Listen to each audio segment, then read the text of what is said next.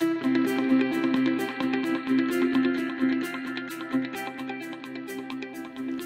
of us are not overly familiar with legal contracts unless you're in the profession.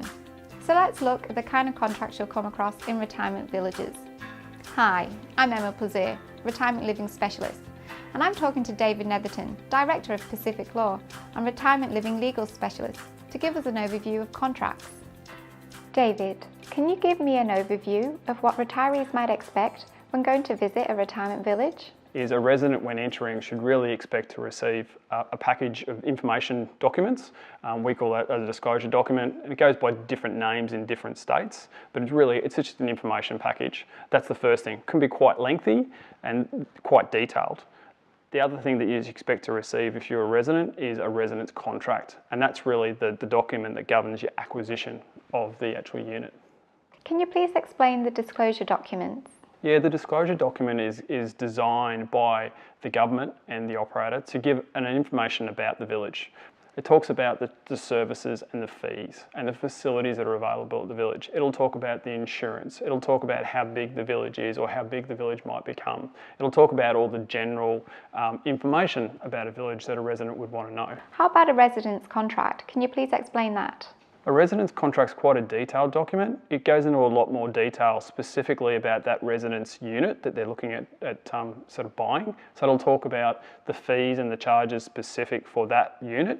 It'll also talk about the residents' rights and their obligations too in entering the village, as well as the operator's rights and obligations. Is the retirement village legislation the same in every state? So retirement villages in each state have different laws. Okay, so it's state-based legislation, which means that the terminology is a little bit different in each state. So if you are entering into a retirement village in Victoria, there's slightly different terms that the Victorian retirement villages use compared to, let's say, Queensland or New South Wales. You'll find in the industry there are some quite detailed or unusual or unique terms that are used as well. And these terms are really important, and they're specific or unique to the industry, and you need to get some legal advice from a lawyer that knows those terms well.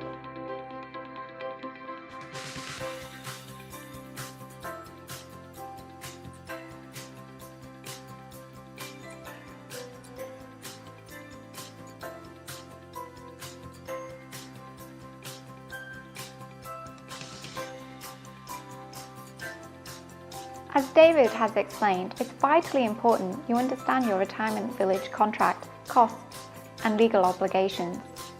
We recommend you seek specialist legal and financial advice prior to signing any contract.